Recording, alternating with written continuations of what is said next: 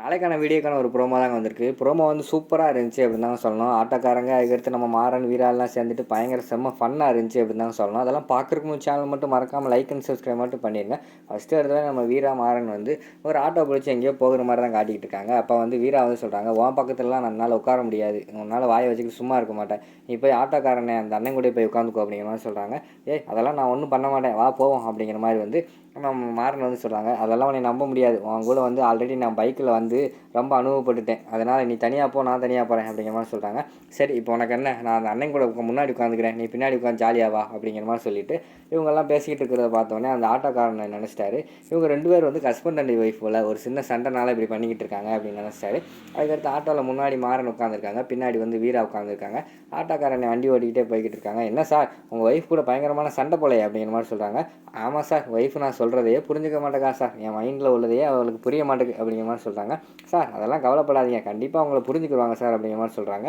உடனே அங்கிட்டு வீராவுக்கு வந்து பயங்கரமான கோவம் வந்துருச்சு. என்னது ஒய்ஃபா, அதெல்லாம் கிடையாதுண்ணே, என்ன நீங்கள் பாட்டில் தெரியாமல் பேசிக்கிட்டு இருக்காதீங்க, அவன் ஹஸ்பண்டும் கிடையாது, அவனுக்கு நான் ஒய்ஃபும் கிடையாது அப்படிங்கிற மாதிரி சொல்லிடுறாங்க.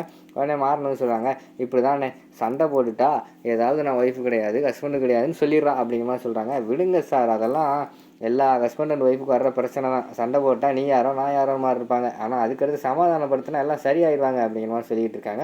அவன் வீராவுக்கு வந்து கடுகடுன்னு வருது, ஒன்றுமே அவங்ககிட்ட சொல்ல முடியலையே அப்படின்னு சொல்லிட்டு அவங்க பின்னாடி உட்காந்துக்கிட்டு ஒரு மாதிரி கோவத்தில் வர்ற மாதிரி காட்டிக்கிட்டு இருக்காங்க. இங்கிட்டு பார்த்தா மாறனுக்கு வந்து பயங்கரமான சந்தோஷம், ஆட்டோக்காரனை நம்மளை வந்து ஹஸ்பண்ட் அண்ட் ஒய்ஃப்னு சொல்லிட்டாரே அப்படின்னு சொல்லிட்டு அவர் பயங்கரமான சந்தோஷத்தில் வர்ற மாதிரி காட்டிக்கிட்டு இருக்காங்க. ஆனால் எப்படி நான் இந்த பொண்ணுங்களெல்லாம் சந்தோஷப்படுத்துறது அப்படிங்கிற மாதிரி சொல்கிறாங்க. தம்பி, அதாவது வீட்டில் நமக்கு எவ்வளோ பிரச்சனை இருந்தாலும் அதை வந்து வீட்டுக்குள்ளேயே வச்சுக்கணும், வெளியில் கொண்டு போகக்கூடாது. அது மட்டும் இல்லாமல் வெளியில் நம்ம இப்போ வேலைக்கு வருவோம், நமக்கு வெளியில் ஏதாவது பிரச்சனை நடக்கும், 1008 டென்ஷன் வரும், அந்த டென்ஷன்லாம் வீட்டுக்கு கொண்டு போகக்கூடாது. அப்படி வீட்டுக்கு கொண்டு போனால் தேவையில்லாத பிரச்சனை தான் வரும். வெளியில் எந்த பிரச்சனை வந்தாலும் அந்த வெளியிலே முடிச்சுக்கிறணும் தம்பி அப்படிங்கிற மாதிரி சொல்லிட்டு இருக்காங்க. ஓ அப்படியாண்ணே அப்படிங்கிற மாதிரி மாறன் கேட்குறாங்க. ஆமாம் தம்பி, நான்லாம் இதை தான் ஃபாலோ பண்ணுறேன், என் ஒய்ஃபுக்கு எனக்கு சண்டையே வராது அப்படிங்கிற மாதிரி சொல்லிட்டு இருக்காங்க. சூப்பர்ண்ணே, இனிமேல் நானும் என் ஒய்ஃபுக்கிட்ட இதையே ஃபாலோ பண்ணுறேன் அப்படின்னு சொல்லிட்டு மாறன் வந்து வீரா பார்த்துக்கிட்டே பண்ணிக்கிட்டு இருக்க மாதிரி காட்டிக்கிட்டு இருக்காங்க. வீரா வந்து பயங்கரமான கடுப்பில் இருக்கிற மாதிரி காட்டுறாங்க. அண்ணா இங்கே தானே ஓரம் கட்டுனே, நம்ம வர வேண்டிய இடம் வந்து வந்துருச்சுனே அப்படிங்கிற மாதிரி சொல்கிறாங்க. சரின்னு சொல்லிட்டு வந்த உடனேயும் உள்ளே இறங்கினோடனே நம்ம வீரா வந்து திட்டுறாங்க. என்ன அவர் தான் தெரியாமல் ஹஸ்பண்ட் ஒய்ஃபு சொன்னாரா, நீ ஆமான்னு சொல்லி பல்ல காட்டிக்கிட்டு இருக்க அப்படிங்கிற மாதிரி சொல்கிறாங்க.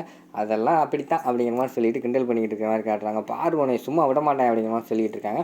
அடுத்த ஆட்டோக்காரனை சும்மா இல்லாமல், தம்பி ஒய்ஃபை நல்லா பார்த்துக்கோங்க, சந்தோஷமாக இருங்க அப்படிங்கிற மாதிரி சொல்கிறாங்க. பாருங்க உங்களை அப்படின்னு சொல்லிட்டு ஆட்டோக்காரனை மேலே வந்து நம்ம வீரா வந்து கோவப்படுற மாதிரி காட்டிக்கிட்டு இருக்காங்க. சரி சரி அண்ணா நீங்கள் பார்த்து போயிட்டு வாங்க, நான் பார்த்துக்கிறேன் அப்படிங்கிற மாதிரி சொல்லிட்டு நம்ம மாறன் வந்து ஆட்டோக்காரனை வந்து அனுப்பி வச்சுறாங்க. இப்போ எது கோவப்பட்டுக்கிட்டு இருக்க தேவையில்லாமல், அவர் எதோ தெரியாமல் சொல்லிட்டாரு அப்படிங்கிற மாதிரி சொல்லிட்டு இருக்காங்க.